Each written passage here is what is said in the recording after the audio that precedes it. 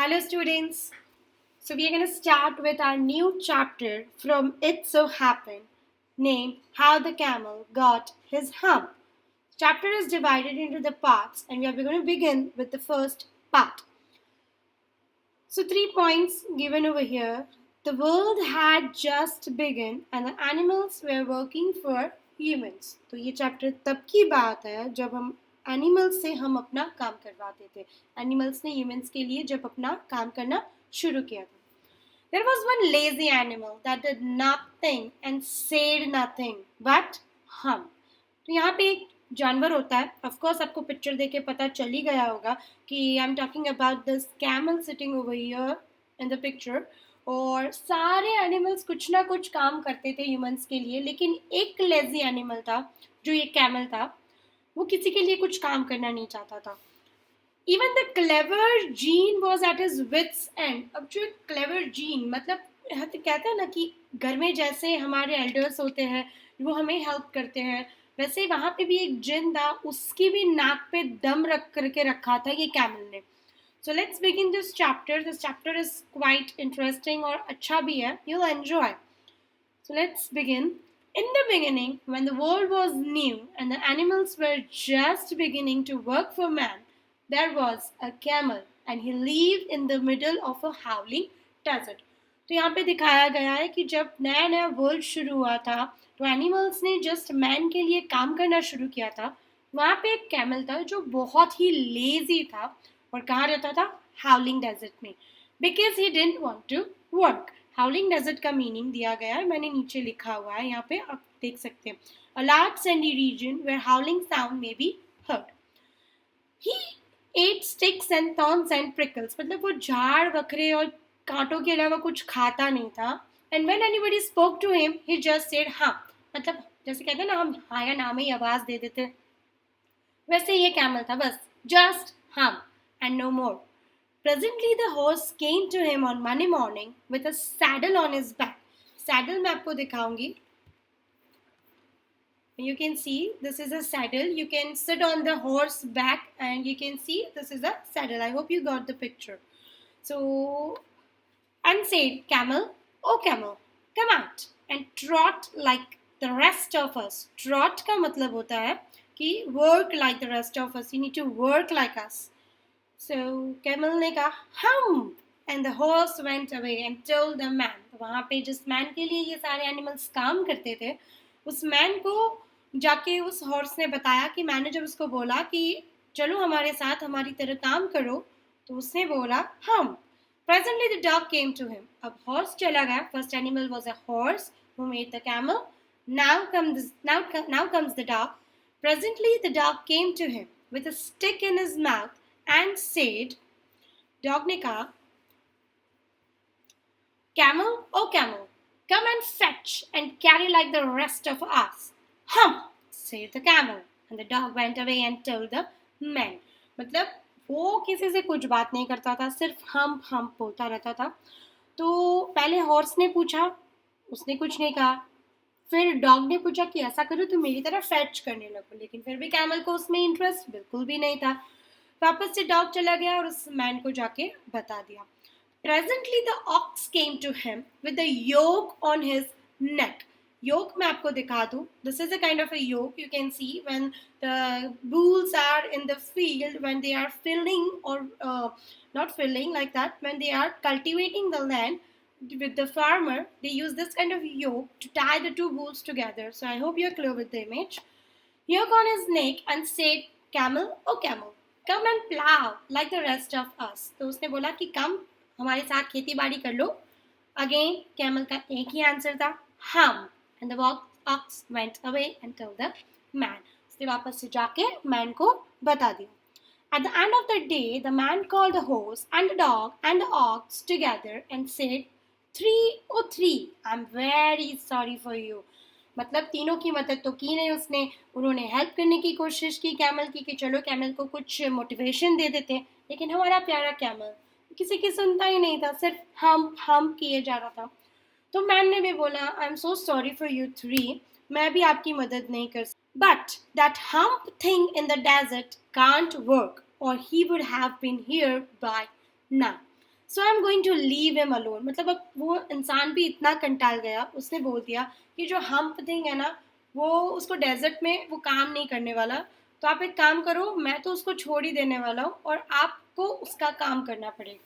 तो कभी होता है ना, डबल शिफ्ट करनी पड़ती है, जब कोई होता नहीं है तो उसका काम करना पड़ता है। तो ये 3 एनिमल भी थोड़ा सा टेंशन में आ गए और थोड़ा सा गुस्सा भी हो गए कि क्या यार, अब इसका काम भी हम करेंगे, and you must work double time to make up for it. That made the three very angry and they held a panchayat on the edge of the desert. Desert का जो कोना होता है, बाहर का पार्ट होता है, वहाँ पे वो तीनों ने एक मीटिंग रखी, पंचायत जिसे कहते हैं। उस पंचायत में बात हो रही थी और उसी पंचायत में हमारे प्यारे कैमल वहाँ पे आते हैं। And the camel came chewing cud. Cud मतलब दही नहीं होता है, कर्ड की स्पेलिंग CURD होती है। यहाँ पे कर्ड एनिमल्स के लिए यूज किया गया है। That curd is partly digested food returned from the first stomach of ruminants to the mouth for further chewing. मतलब एनिमल्स पता है पेट में रखते हैं अपनी चीज़ें और फिर उसको बाहर निकालते हैं और फिर च्यू करते हैं। Generally you have heard for the cow, तो कैमल भी यही चीज़ करता। And laughed at them. फिर कैमल ने क्या किया, वो तीनों को देखा पंचायत करते हुए, मतलब टॉक ऑफ द टाउन बन गया था ये कैमल। तो कैमल हंस रहा था और वापस से यही चीज़ बोला था, एंड इट हम and went away again. Presently there came along the genie who was in charge of all desert, rolling in a cloud of dust. तो धूल का जो पूरा बादल बना हुआ था ना, उसका वो इंचार्ज था। जहाँ पे जितने डेजर्ट थे वहाँ पे उसका ये जीन था, वो वहाँ का इंचार्ज था। Begin with the part 2. The genie remonstrated with the camel, who said, "Hum." The camel's beautiful back suddenly grew a lump, which was the camel's hump. The gene assured the camel his hump would always be a help. So यहाँ पे जब part 2 begin हो रहा है तो यहाँ पे एक बात हो रही है कैमल और जीन की। तो जीन और कैमल एक दूसरे से यहाँ पे बात कर रहे हैं और जो ये हम्प हम्प करता रहता था, तो उसकी पीठ पे एक लंप आ गया। वो लंप जैसे ही आ गया, उसको कैमल का हम्प कहने लगे। We know that camel has a hump behind his back which stores water and food, and the camel can survive in desert for days. So यहाँ पे जीन भी इसीलिए आया था, यही बताने के लिए कि वो कैमल को श्योर करना चाहता था कि ये जो उसका हम्प हम्प जो बोलना है और जो हम्प उसके बैक पे है, वो हमेशा उसकी हेल्प करेगा। वो उसके लिए कोई अड़चन नहीं है, हिंड्रेंस मतलब obstacle. The gene rolled himself up in his dust cloak and took a walk across the desert and found the camel looking at his own reflection in a pool of water. So gene अपने आप को, gene जो आपको पता ही है कि Aladdin का जीनी कैसा था, वैसा ही जो जीनी है वो यहाँ पे था, जो रखेवाल था डेजर्ट का। तो वो अपना डस्ट क्लोक, तो डस्ट क्लोक का मैंने यहाँ पे एक एग्जांपल लिखा है। क्लोक क्या क्या होता है, meaning loose coat without sleeves. तो जो स्लीव्स के बगैर के जो कोट होते हैं, वो डस्टेड क्लोक था। वो पहन के जीन अपनी डेजर्ट राउंड पे निकल गया। जो जैसे ही वो डेजर्ट राउंड पे निकला, उसने कैमल को देखा कि कैमल क्या कर रहा था। वो पूल के पानी में उसका खुद का रिफ्लेक्शन देख रहा था। जीन ने कहा, "My friend," said the gene, "what's this? I hear of you doing no work." तो वो जीन पूछता है कैमल से, मैंने सुना है भाई तुम कुछ काम वाम नहीं कर रहे हो, तो कर क्या रहे हो? The gene sat down with his chin in his hand. Picture में देख सकते हो कि वो कैसे बैठा हुआ है। In his hand, while the camel looked at his own reflection in the pool of water. Camel का अभी भी उसका रिफ्लेक्शन को देखना बरकरार था। तब तक जीन अपनी दाढ़ी पे हाथ रख के बैठ गए। You have given the 3 extra work ever since Monday morning. तो आपको यहाँ पे बताया जाता है, जीन कैमल को बोलता है कि you have given the 3 extra work, मतलब तुमने जो अपना काम था वो 3 लोगों में बांट दिया। तो मंडे मॉर्निंग से मैं देख रहा हूँ कि तुम all on account of your idleness, idleness का मतलब होता है लेजीनेस, अपनी लेजीनेस पे तुम मंडे मॉर्निंग से हो और अपने जो काम है वो 3 लोगों को तुमने बांट दिया। And he went on thinking with his चीन इन हिज हैंड, मतलब वो थिंकिंग वाला पोस्चर दे रहा था जीन, और वो ऐसे ही सोच रहा था। वो सोच रहा था, हम said the camel. तो यहाँ पे बोला, कैमल ने क्या बोला, जैसे कहते ना हाँ, वैसे ही शायद कैमल करता रहता था। I shouldn't say that again if I were you, said the genie. You might say it once too often. I want you to work. तुम यार पूरे दिन ये हम्प हम्प करते रहते हो, तो यार मैं चाहता हूँ कि तुम कुछ काम करो। अगर मैं तुम्हारी जगह होता ना तो मैं पूरे दिन ये सब नहीं करते रहता, लेकिन अफसोस की बात है कि जीन कैमल नहीं है और कैमल जीन नहीं है। एंड द कैमल सेड हम अगेन। मतलब यार आपको कोई एक की एक बात बोलता रहेगा, you will get fed up with that particular human being और whatever. So but no sooner had he said it than he saw his back that he was so proud of, puffing up and puffing up into a great big hump. तो यहाँ पे जो हुआ था वो ये चीज़ हो रही थी कि वो जैसे हम बोलता जा रहा था, उतने में ही वो जीनी जो था उसके पीछे का जो कैमल के बैक का जो हम्प होता है वो बढ़ता ही जा रहा था, बढ़ता ही जा रहा था। पफिंग अप का मतलब होता है खुद के बारे में तारीफें करते रहना, बोस्टिंग जिसे हम कहते हैं। Do you see that? Said the gene. That's your very own hump that you have brought upon your very own self by not working. तो जीन ने बोला जो तुम काम नहीं करते हो ना, इसीलिए ये तुम्हारा हम आता ही गया, आता ही गया, आता ही गया। तो वो बेचारे कैमल को थोड़ा सा डराने की कोशिश करता है कि कैमल थोड़ा सा काम कर ले, लेकिन यहाँ पे उसकी जो ट्रिक है, let's see in the end of the chapter कि ये वर्क करती है कि नहीं करती है। Today is Thursday and you have done no work since Monday when the work began. Now you are going to work. अब वो बोल रहा है 3 दिन से तुमने काम नहीं किया, मंडे भी जाने दिया, ट्यूसडे भी जाने दिया, वेंसडे भी जाने दिया, आज थर्सडे यार, आज तो तुम कुछ काम कर लो। जब से काम शुरू हुआ है तुमने कुछ भी काम नहीं किया। कैमल फिर बोला how can I, said the camel with his hump on my back. अब ये जो कैमल है वो ये जीन से भी ना क्लेवर निकला। उसने बोला, वो कोई भी उसको कुछ भी कहता था वो क्या बोलता था, सिर्फ हम।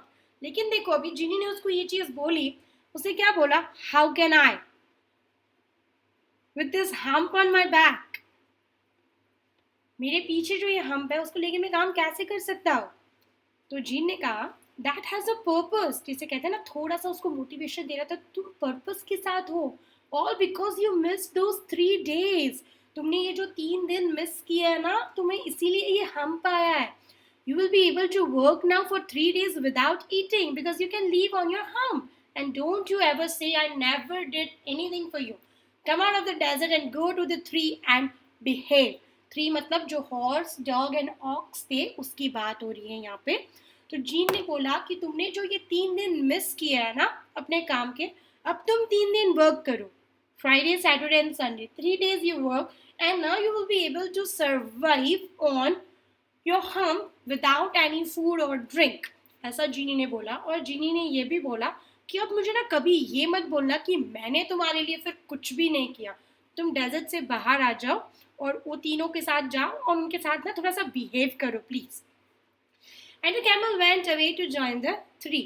And from that day to this, the camel always wears a hump. तो शायद आपको स्टोरी पता चल चुकी होगी कि कैमल को अपना हम्प किस तरीके से मिला। We call it hump now, not to hurt his feelings. हम कैमल की फीलिंग्स को हर्ट करने के लिए उसे हम्प नहीं कहते हैं, but he has never yet caught up with the 3 days that he missed at the beginning of the world. तो जब ये वर्ल्ड की शुरुआत हो रही थी, उस शुरुआत में कैमल ने 3 दिन वर्क नहीं किया। उस 3 दिन के वर्क में जो हम्प किया, वो जीनी ने उसकी विशेष ग्रांट करके उसको हम्प दे दिया। And that's why we call the camel back as hump. So शायद आपको पता चल चुका होगा कि कैमल की हम्प कहाँ से आई। चैप्टर यही था, how the camel got his hump. So जो वर्ल्ड के स्टार्टिंग के बिगिनिंग में कैमल ने वर्क नहीं किया, इसलिए उसको हम्प आ गया। And he has never yet learned how to behave. मतलब कैमल भी ढीठ का ढीठ था, उसने कुछ नहीं किया, वो बिहेव भी नहीं कर रहा था और उसको हम भी मिल गया। So here the chapter by Rudyard Kipling has been explained really nice. जैसे हम फेबल स्टोरीज होती है, जातक कथाएं होती है, वैसे भी शायद ये भी एक टेल है, not TAIL tail. It's a tale, और जैसे कहते हैं ना मानता स्टोरी जिसे कहा जाता है। तो ये एक स्टोरी है कि कैमल को अपना हम्प कहाँ से मिला। तो I hope you have got this chapter. If you have any queries please comment below on the comment section. I will reply you as soon as possible. Thank you, bye bye.